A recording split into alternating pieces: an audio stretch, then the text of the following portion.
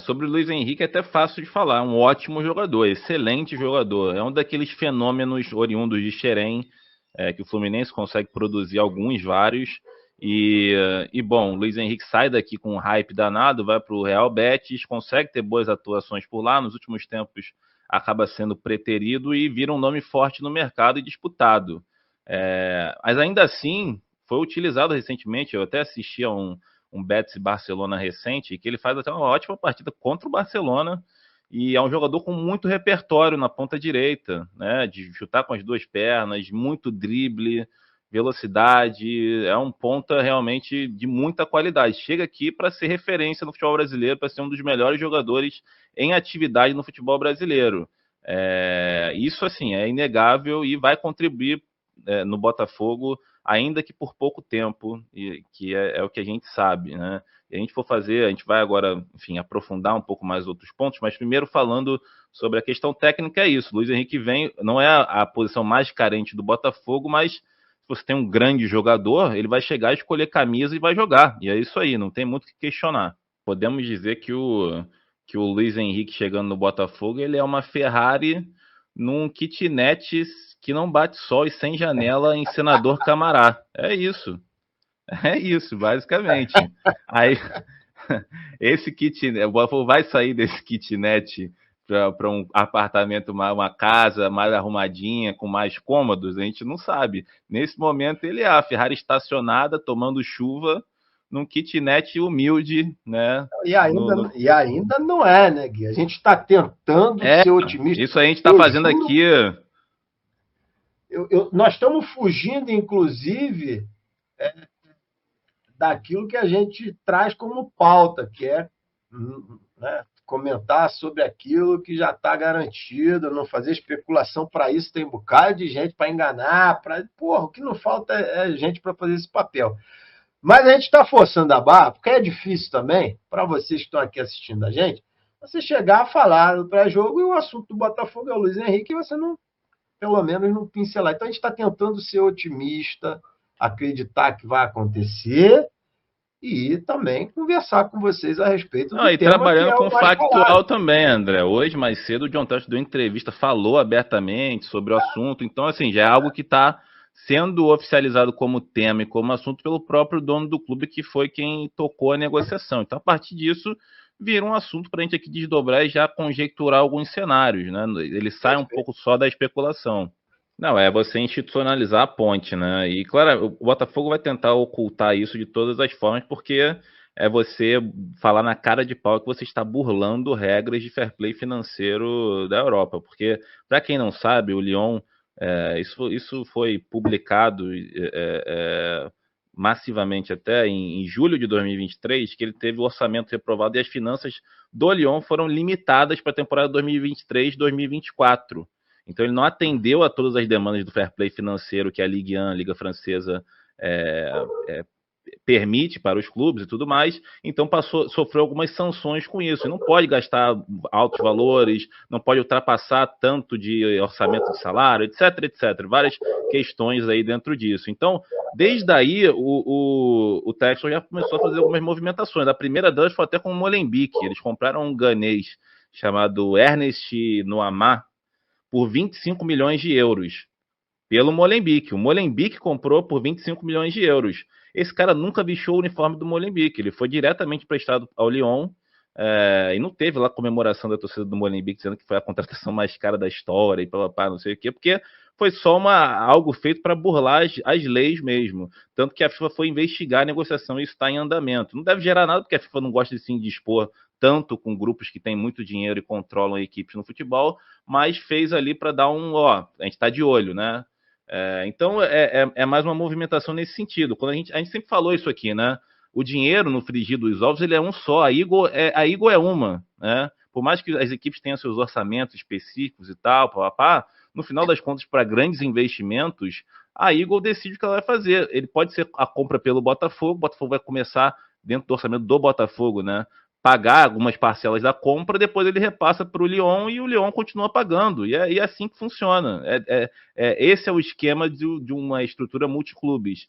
Aí dentro disso, cara, A posição do Botafogo nem de longe é privilegiada. O Botafogo foi comprado já pensando em ser essa peça do xadrez de ser um clube que vai fornecer mão de obra à Europa e vai ter um potencial de revenda e vai gerar lucro para a Eagle. A verdade é essa, né? Mas dentro disso, como o Botafogo pode se beneficiar dessa estrutura?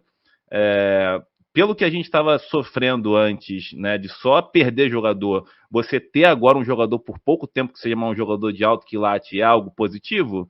Podemos ver que sim, realmente, até que enfim o Botafogo de alguma maneira consegue usufruir de alguma maneira dessa estrutura multiclubes a seu favor. Se ele ficar até o final da temporada, ótimo, beleza. Só que assim, a premissa disso o cara já vem com a cabeça na França, o Botafogo é um lugar de passagem, você não cria raiz, você não cria um projeto esportivo para o jogador, tudo isso, cara, que é uma questão.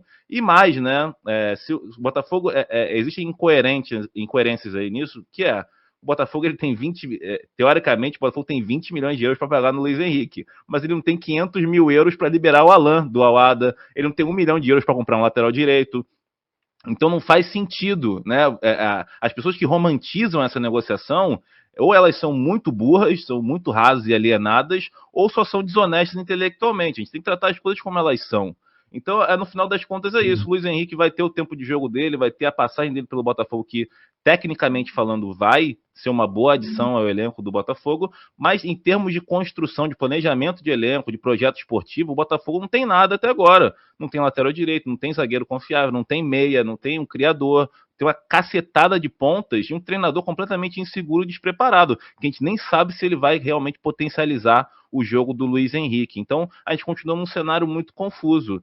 Dá para você olhar a contratação do Luiz Henrique de maneira positiva, porque é um grande jogador, mas ao mesmo tempo ele não é o Messi, ele não é o Maradona, ele não é o Pelé, ele não vai ser o cara que vai modificar e reformular o time do Botafogo completamente. Ele vai ser mais uma peça que é muito boa, mas se não tiver um entorno, se não tiver mais contratações que fortaleçam o esqueleto desse Botafogo, cara, não vai adiantar nada. Vai ter o Jefinho correndo para lá e para cá com a bola de um lado e o Luiz Henrique prendendo a bola do outro, cada um com a bola para si, porque são dois jogadores individualistas, e não vai surgir nada. Então a gente tem que olhar também de uma maneira mais macro para entender como isso vai funcionar e se vai funcionar. A gente precisa falar aqui também que abre alguns precedentes a partir dessa venda do Luiz Henrique, de Botafogo ser uma ponte ainda mais na cara de pau em relação a isso. Se vierem sempre bons jogadores como o Luiz Henrique para fazer essa função de ponte e estiver dentro de um planejamento de elenco, pô, maravilhoso, tá ótimo. Você passa a usufruir disso de uma maneira realmente que é rentável para ambos os lados. Mas, vindo dessa forma descaralhada, realmente vira só um lugar de passagem mesmo para o jogador não ficar de férias coçando o saco em casa.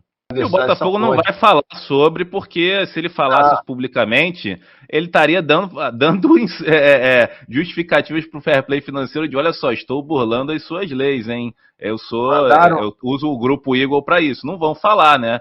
Vai ser de acordo realmente, porque, cara, eu assisti até o jogo do Lyon hoje, o Lyon, primeiro tempo, no intervalo do jogo, estava 3-0 o Rennes, na casa do Lyon. E a situação do Lyon é difícil, cara. Eles podem ser realmente rebaixados. Vão brigar contra o rebaixamento até o final do ano. Isso pode realmente ocasionar algumas mudanças de rota, algumas questões aí. Pois então, enfim, em vários sentidos até, de investimento, de jogador Luiz Henrique, enfim, de muita coisa. Então, realmente, é um lugar ainda um pouco embrionário de você falar, vai, não vai. O normal é realmente, por ele não poder ser inscrito nesse momento por questão de extracomunitário e tal, ele, assim que abrir a temporada, a nova janela de transferências no meio do ano, a partir de julho, agosto, ele ir para o Lyon, porque é um investimento de 20 milhões de euros. E o Lyon vai precisar de jogadores. Mas, enfim, a gente ainda vai saber isso no decorrer do tempo, principalmente pelas demandas do Lyon. Mas se o Botafogo estiver disputando não sei o que, esquece isso. O Botafogo não toca porra nenhuma nisso. Porque essa ladainha, esquece. Teve essa ladainha, André, de se o Botafogo estiver disputando o título, que se dane, eu invisto, eu faço e não sei o que, e a gente já viu que não é assim.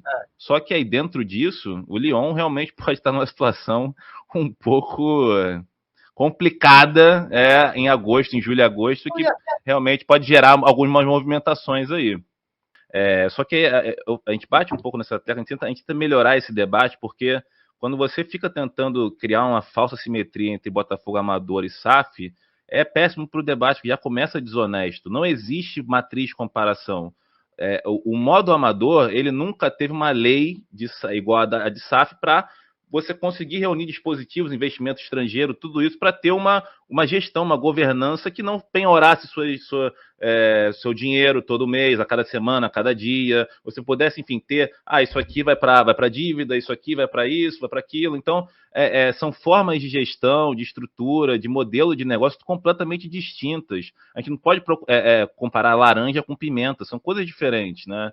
Então, nessa matriz de comparação, obviamente, a gente não vai nunca cobrar porra nenhuma, porque é isso, cara. Você é um mendigo e passou a ter morar numa casa que não tem nem TV, nem sofá, só tem água e pão, tá ótimo, você já melhorou, né? Só que aí são coisas diferentes, cara. Então, a gente não pode ir para esse lado raso do debate, a gente tem que entender os porquês, porque assim como o Botafogo passou por esse processo, Bahia passou, Cruzeiro passou, Vasco passou, todos eles passaram e são investidores. O Textor não acordou num belo dia, sonhou com o Botafogo, ele teve uma viagem astral no meio de um sonho, falou, puxa vida, Botafogo, time to set fire, e foi lá. Não, cara, ele não é um cara maravilhoso que foi a fada do dente, botou lá um poder nele que ele criou uma paixão enorme pelo Botafogo. Não é isso, é negócio, é investimento, é tudo isso. Então a gente tem que tratar a coisa como ela é, né? E a partir disso